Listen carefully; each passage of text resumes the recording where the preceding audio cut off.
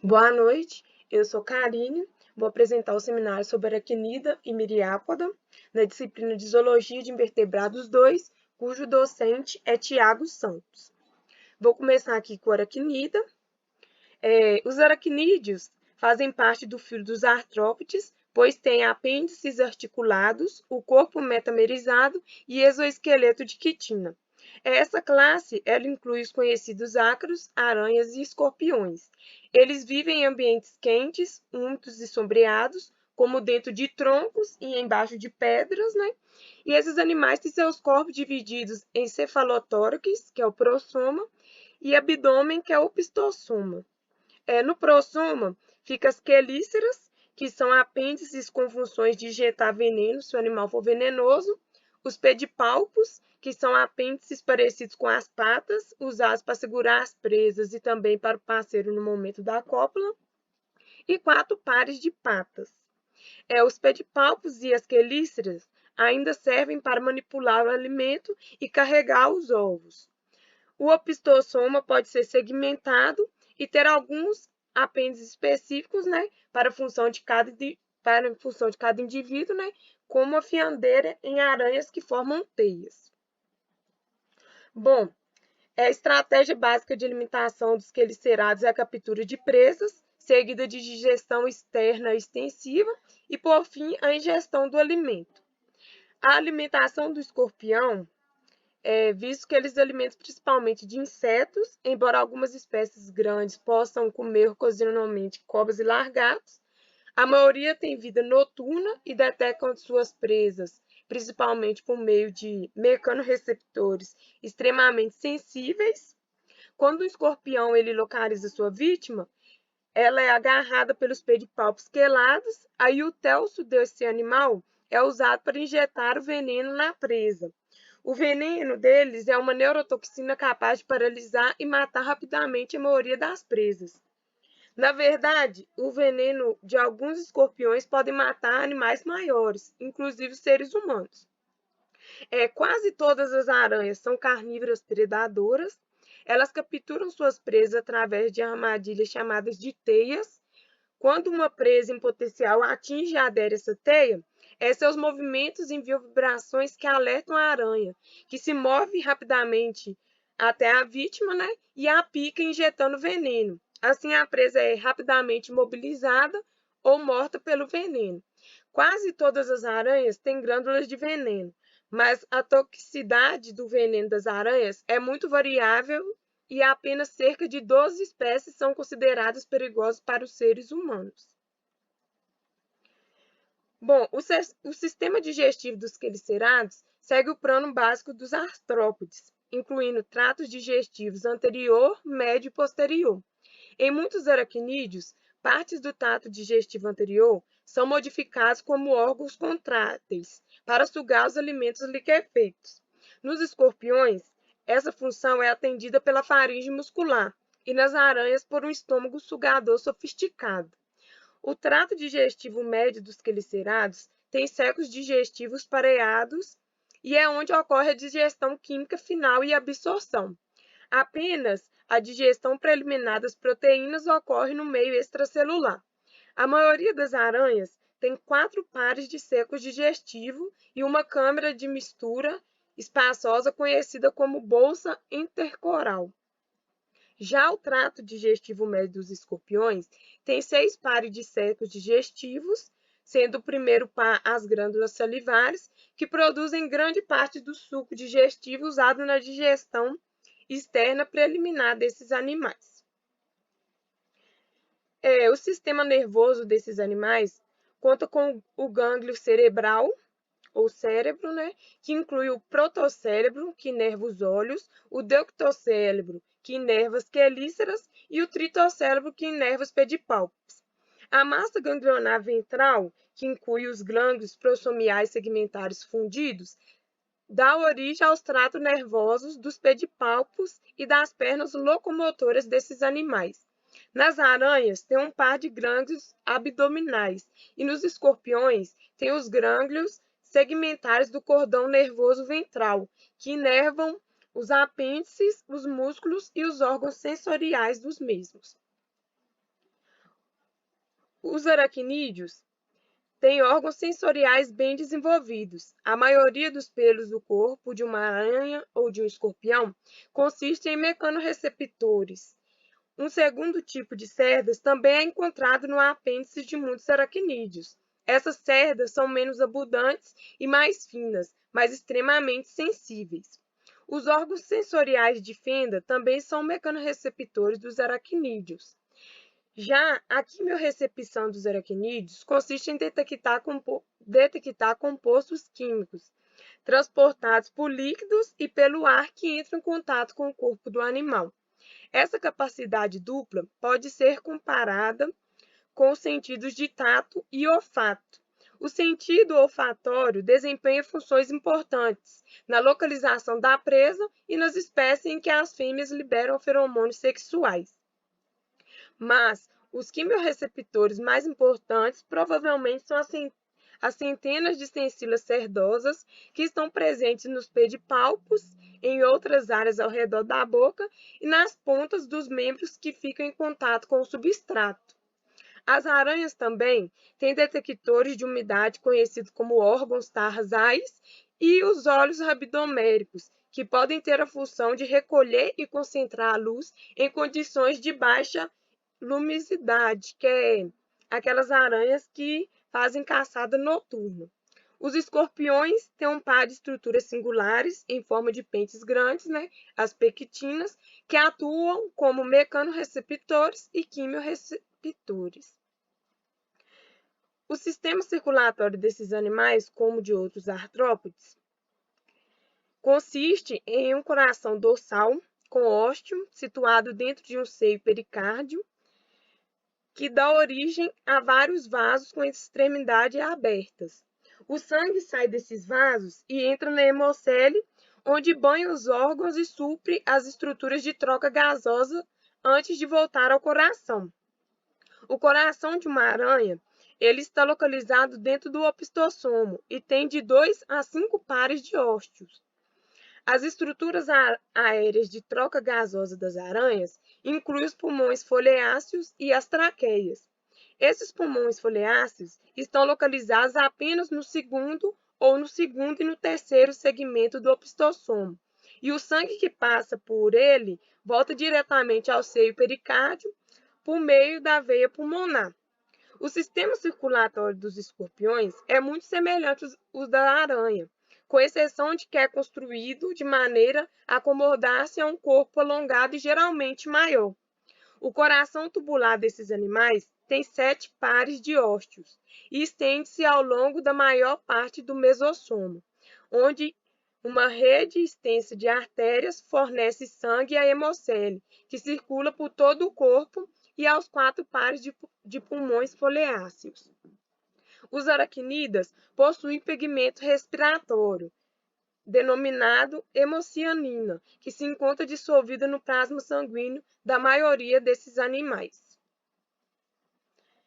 As estruturas excretoras principais dos aracnídeos são as glândulas coxais e os túbulos de Malpighi. As glândulas coxais, em muitos aracnídeos, estão localizadas dentro do prossoma e abrem-se nas coxas de algumas pernas locomotoras. Já os túbulos de Malpighi dos aracnídeos originam-se da região posterior do trato digestivo médio e se ramificam dentro da hemocele. Nas aranhas, as escórias metabólicas, originadas dos túbulos e do trato digestivo, são misturadas na bolsa intercoral antes de serem liberadas. O produto excretor principal desses animais é a guanina, embora também sejam formados ácido úrico e outros compostos. Os quelicerados são gonocorísticos, e geralmente apresentam comportamentos complexos de cruzamento que assegurem a fecundação. O sistema reprodutivo masculino das aranhas consiste em um par de testículos tubulares retilíneos ou contorcidos situado no opistossomo, os quais levam um espermatoducto comum que se abre dentre o sulco epigástrico por meio de um gonóporo. Embora a maioria das aranhas não tenha pênis, Os pedipalpos dos adultos são modificados para armazenar e transferir espermatozoides e funcionam como órgãos copulatórios. As fêmeas das aranhas têm um par de ovários no opistossomo e o lúmen de cada ovário leva um oviduto e 2 oviductos reúnem-se para formar um útero, também conhecido como vagina, que se comunica com o exterior do sulco epigástrico. Muitas aranhas têm uma placa esclerotizada com estrutura complexa pouco à frente do sulco epigástrico. Essa placa ela é conhecida como epigíneo e estende-se sobre o poro genital e contém os orifícios copulatórios para os receptáculos seminais. Quando os espermatozoides são introduzidos nos receptáculos seminais, ficam armazenados lá até que a fêmea deposite seus ovos, o que pode ocorrer meses depois da cópula. Bom, o sistema reprodutivo dos escorpiões está localizado dentro do mesossomo e os testículos masculinos e ovários femininos apresentam-se na forma de túbulos interconectados. As gônadas são drenadas pelos espermatodutos laterais e pelos ovidutos. Os espermatodutos têm várias câmaras de armazenamento, conhecidas como vesículas seminais, e glândulas acessórias. Algumas dessas glândulas são responsáveis por produzir espermatóforos, com poucas exceções. A transferência de espermatozoide dos aracnídeos é indireta, ou seja, o espermatozoide deixa o corpo do macho e depois são manipulados de algum modo dentro do corpo da fêmea. Os aracnídeos, eles usam também o comportamento de corte. Bom, o comportamento de corte nível 1 das aranhas envolve um contato necessário entre o macho e a fêmea. Entre muitos, o cruzamento consiste em um macho simplesmente subir na fêmea, posicionar seu abdômen e introduzir um órgão palpar. Os machos de algumas espécies colocam fios de seda sobre os corpos ou as pernas da fêmea em preparação para a cópula. O comportamento de corte do segundo nível envolve a liberação de feromônios sexuais pela aranha fêmea. Alguns dos padrões comportamentais mais complexos ocorrem nas aranhas machos, que detectam as fêmeas por olfato. Alguns aracnídeos machos são levados aparentemente à teia orbicular da fêmea por seus feromônios e, em seguida, a teia é reconhecida por quimiorrecepção de contato. Quando o macho toca a borda da teia, anuncia a sua presença, a fêmea batendo nos fios de sua própria teia. Se for adequadamente orquestrado, o tom do macho, por fim, atrai a fêmea e o contato é estabelecido. O comportamento de corte do terceiro nível dependem basicamente do reconhecimento visual dos casais em potencial e são mais bem conhecidos entre as aranhas saltadoras. O macho localiza a fêmea e então inicia uma série de comportamentos que o identificam como um indivíduo da mesma espécie. Em geral, o macho aproxima-se da fêmea, descrevendo um trajeto em zigue-zague e em seguida faz movimentos específicos com o opistossomo, os pedipalpos e as pernas locomotoras dianteiras. Já o comportamento de corte dos escorpiões não envolve cópula, mas a deposição de espermatóforos no solo.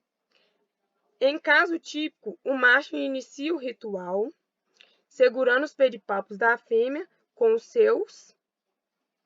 Nessa posição, face a face, dança ao redor, descrevendo uma série de passos para frente e para trás, e por fim o macho solta o espermatóforo e o cimenta no solo, e em seguida ele continua a movimentar a fêmea ao redor, até que ela fique exatamente posicionada com o seu opérculo genital sobre o pacote de esperma. Quase todas as aranhas cimentam seus ovos em grumos e envolvem-nos em bolsas de ovos sedosas que conferem proteção física aos embriões, que é essa primeira imagem aí. A maioria dos pesquisadores, né, reconhece 3 estágios pós-embrionários antes da forma adulta ao longo do desenvolvimento das aranhas, né, que são essas figuras IJK. E a maioria das aranhas eclode de suas membranas de ovos na forma de pré-larvas imóveis, que se caracterizam por segmentação incompleta e apêndice pouco desenvolvidos. A pré-larva desenvolve-se em larva e depois em ninfa, ou forma juvenil, que é fisicamente semelhante ao adulto. Em algumas aranhas, essas alterações do desenvolvimento inicial ocorrem em uma câmara muda, especial dentro do casulo. Em geral, a saída do casulo ocorre em um estágio inicial de ninfa, quando os filhotes são aranhiços totalmente formados. Nessa última imagem dá para perceber a câmara de muda. O desenvolvimento dos escorpiões é direto e pode ser ovovíparo ou vivíparo. Durante o desenvolvimento vivíparo, certas células da parede do túbulo absorvem nutrientes dos secos digestivos adjacentes e suprem os embriões em desenvolvimento. Por outro lado, os escorpiões ovovivíparos produzem ovos com vitelo que fazem clivagem merobrástica. Os embriões dessas espécies são incubados nos tubos ovarianos, mas dependem dos seus suprimentos de vitelo como nutrientes. Por fim, os jovens emergem do gonóporo feminino e escalam até atingir o dorso da fêmea. Nessa região, eles permanecem até que estejam suficientemente maduros para realizar excursões periódicas distantes do seu genitor e, por fim, assumir um estilo de vida independente. Os escorpiões juvenis passam por vários estágios de muda até alcançarem a maturidade. Bom, agora eu vou falar sobre o filo Myriapoda. Os Myriapodas possuem o corpo com 2 estigmas, cabeça e tronco multissegmentado. Todos os apêndices são multiarticulados unirremes, onde os apêndices da cabeça, da anterior para posterior, são antenas, mandíbulas, primeiras e segunda maxilas, que podem estar fundidas ou podem estar ausentes. São animais sem carapaça. A maioria tem olhos laterais, que possivelmente correspondem aos olhos compostos modificados. Os miriápodes depende de seu exoesqueleto bem esclerotizado para a sustentação do corpo. Na centopeia, as pernas são longas, mas ficam estendidas lateralmente, mantendo o corpo perto do chão, de forma a conservar a estabilidade e, ao mesmo tempo, permitir passadas longas e locomoção geralmente rápida. Já nos milípedes, as pernas originam-se da superfície ventral e são curtas, também mantendo o corpo perto do chão, e ao mesmo tempo assegurando uma locomoção forte, ainda que lenta. A maioria dos miriápodes necessitam de um ambiente úmido, porque sua epicutícula é relativamente permeável e normalmente não apresenta os lipídios e ceras característicos de aranhas e insetos. Então, esses miriápodes estão amplamente distribuídos, vivem sob pedras e troncos apodrecidos. Bom, no sistema digestório aqui, né, a gente vê que a maioria das centopeias é predadora, ativa e agressiva de invertebrados menores, especialmente vermes, caracóis e outros artrópodes. Os seus primeiros apêndices do tronco formam garras grandes conhecidas como prensores ou forcípulas. Esses membros raptoriais estão localizados em posição ventral à área oral e são usados para segurar a presa e injetar veneno. O veneno é produzido em glândulas de veneno grandes, que geralmente se localizam nos artículos basais das forcípulas. Os prensores e as segundas maxilas seguram a presa, enquanto as mandíbulas e as primeiras maxilas mordem e mastigam. A picada de uma centopeia mesmo da mais perigosa, geralmente não é fatal aos seres humanos. Bom, a estratégia alimentar dos milípedes é muito diferente. A maioria desses animais consistem em detritívoros que se movem lentamente, com preferência por matéria vegetal em decomposição ou morta. Vale ressaltar que uns poucos grupos singulares de milípedes desenvolveram um estilo de vida predador e alimentam-se da mesma forma que as centopeias. A biologia alimentar dos parópodes não está bem esclarecida, mas a maioria parece alimentar-se de fungos e materiais de matérias animais e vegetais em decomposição. Os sinfídeos são herbívoros, embora alguns poucos tenham adotado um estilo de vida carnívoro ou varredor. Muitos sinfídeos consomem plantas vivas.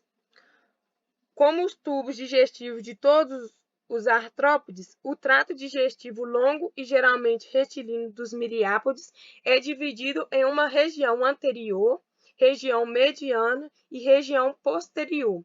Esses animais não têm secos digestivos e as glândulas salivares estão associadas aos apêndices orais.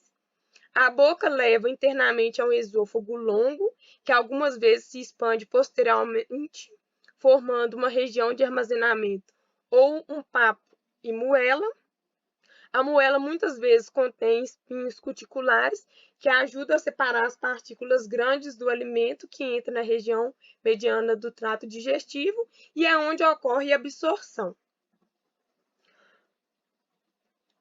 No sistema nervoso desses animais, a gente vê que há pouquíssima fusão secundária dos gânglios, e o cordão nervoso ventral tem um par de gânglios fundidos em cada segmento. Como ocorre em outros artrópodes, o gânglio cerebral dos miriápodes inclui 3 regiões distintas: o protocérebro pré-antenal, associado aos olhos quando existem, o deutocérebro, associado às antenas, e o tritocérebro. E eles ainda têm um gânglio subesofágico, que controla as partes orais, as glândulas salivares e a parte da musculatura local. Nessa primeira imagem aí, a gente pode ver cada parte dessa que foi pontuada. Os miriápodes tipicamente têm olhos, embora estejam ausentes nos parópodes e nos sinfídeos. As centopeias podem ter alguns ou muitos olhos independentes. Entretanto, esses olhos parecem funcionar apenas para a detecção de claro e escuro, não para formar imagens. Muitos diprópodes têm de 2 a 80 olhos dispostos na cabeça de maneira variável. Além disso, esses têm fotorreceptores tegumentares e muitas espécies que não têm olhos apresentam fototaxia negativa. As centopeias e os milípedes são conhecidos por suas antenas altamente sensíveis, que são ricamente promovidas de cerdas táteis e quimiosensoriais. Em muitas espécies, um órgão de tomosvare está localizado na base de cada antena. Aqui é uma foto desse órgão. Cada parte desse órgão pareado consiste em um disco com um poro central para o qual convergem as extremidades dos neurônios sensoriais. A função exata desse órgão ainda não foi claramente definida, né?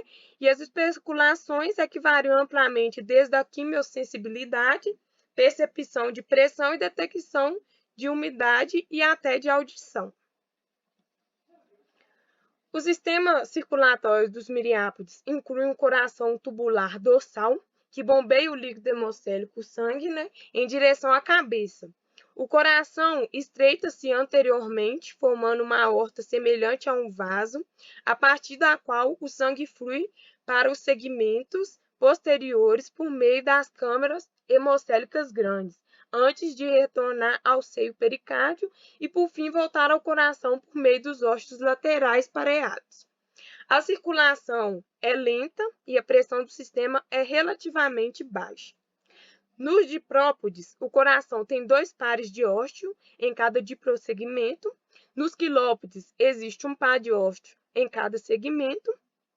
Esses animais, eles possuem pigmento respiratório, sendo este a hemocianina. A maioria dos miriápodes depende de um sistema traqueal para as trocas gasosas. As traqueias, elas são invaginações tubulares extensas da parede corporal que se abrem através da cutícula por poros conhecidos como espiráculos.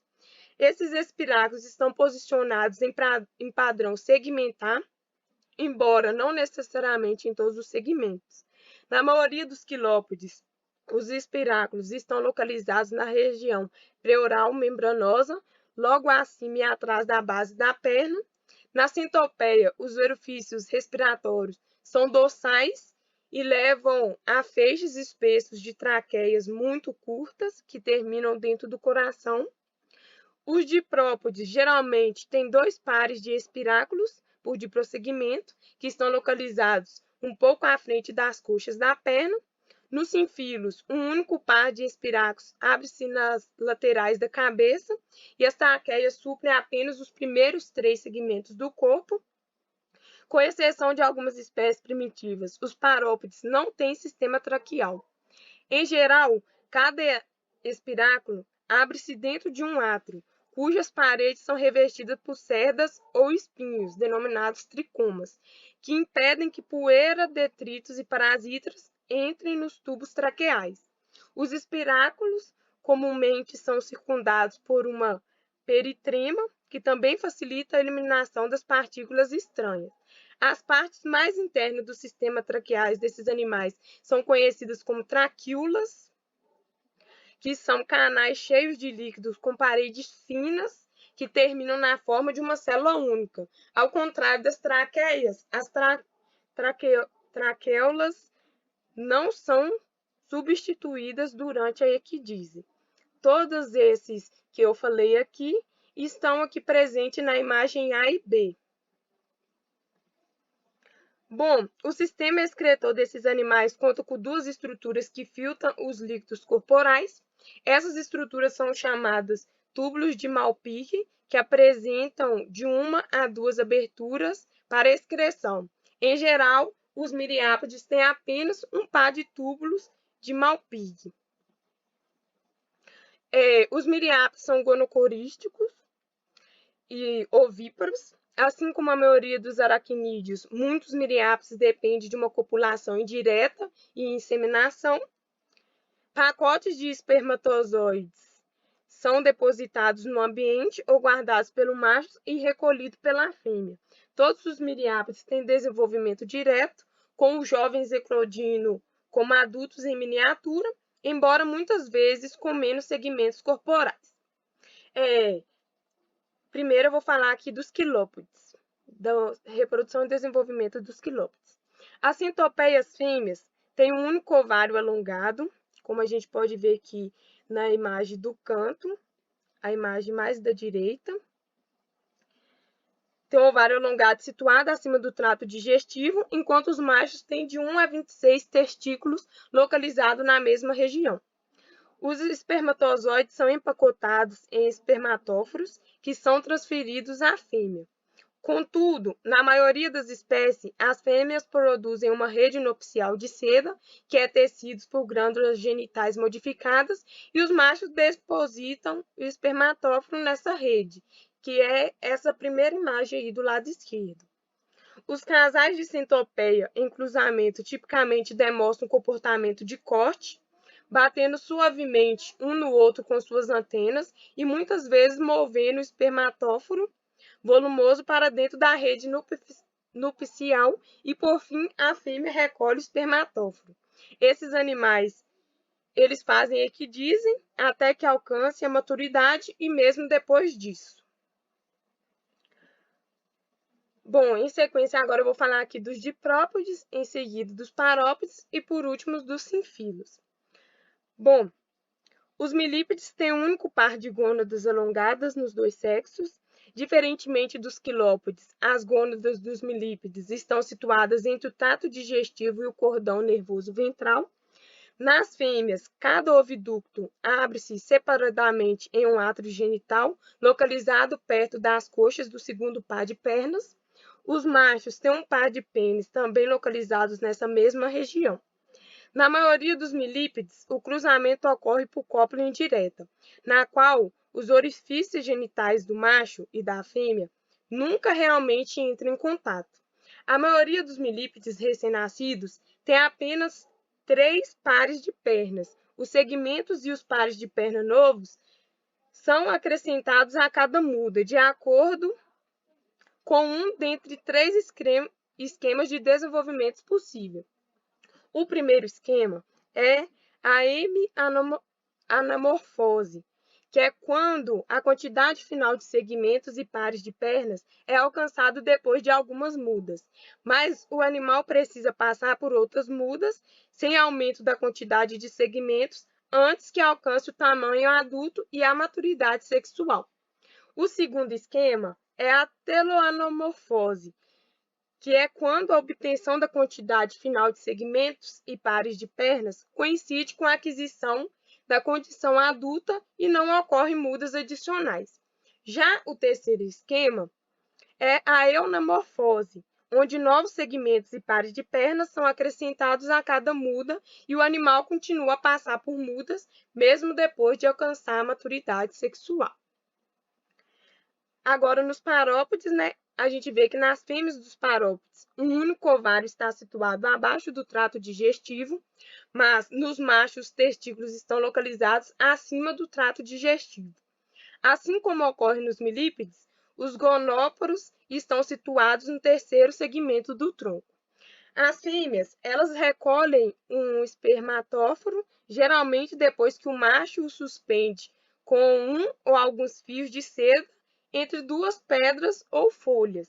A fecundação é interna e os ovos com vitelo são depositados em madeira em decomposição. O desenvolvimento embrionário desses, termina com o estágio pupóide imóvel inicial, que tem diminutos orifícios oral e anal, além de vestígios inarticulados das antenas e dos primeiros 2 pares de perna. Uma muda transforma esse estágio pupóide na primeira forma juvenil ativa, com 3 pares de perna. Em seguida, o desenvolvimento desses animais continua por anamorfose, passando por 4 formas juvenis e um estado adulto. Já os sinfílios demonstram um dos métodos mais incomuns de fecundação do reino animal, onde as gônadas pareadas descarregam por meio dos gonoporos no terceiro segmento do tronco dos 2 sexos. Os machos depositam espermatóforos no ambiente. Quando uma fêmea encontra um desses pacotes de espermatozoides, ela morde o espermatóforo e armazena os espermatozoides em sua cavidade pré-oral. Quando seus próprios ovócitos estão maduros, a fêmea os retira do seu gonópolo com suas peças orais e os cimentam no musgo ou em algum outro substrato. A fecundação nesses ocorre durante esse processo, à medida que ela cobre cada ovo com espermatozoides armazenados. Os sinfílios jovens eclodem com apenas cerca de metade da quantidade de segmento do tronco e apêndice dos adultos. Com o desenvolvimento pós-embrionário, as mudas de primeira e segundas ordens alternam regularmente até que seja alcançada a maturidade. Uma nova unidade de 2 segmentos é acrescentado depois de cada muda de primeira ordem, mas apenas mais um par de pernas é diferenciado, Os sinfílios adultos continuam a fazer mudas durante toda a sua vida, sem qualquer acréscimo de segmentos ou perna. Com isso, eu finalizo aqui a apresentação do seminário. Meu muito obrigado, e aqui está presente a referência do qual utilizei para formar este seminário.